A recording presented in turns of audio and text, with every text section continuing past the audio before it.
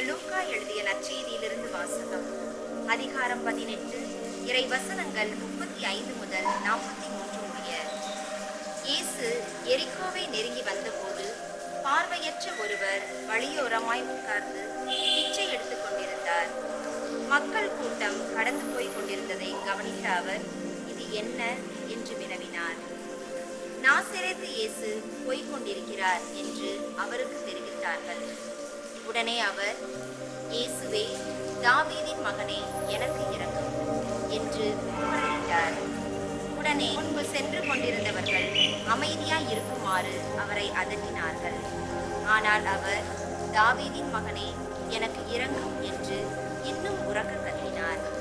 இயேசு நின்று அவரை தம்மிடம் கூட்டிக் கொண்டு வரும்படி ஆணையிட்டார்.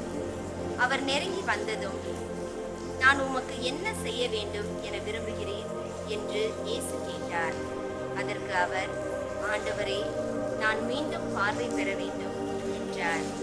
இயேசு அவரிடம், பார்வை பெறும், உமது நம்பிக்கை உம்மை நலமாக்கிற்று என்றார்.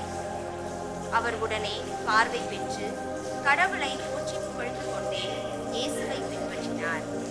இதை கண்ட மக்கள் யாவரும் கடவுளை புகழ்ந்தனர். இது கிறிஸ்துவின் நற்செய்தி. கிறிஸ்துவே உமக்கு புகழ்.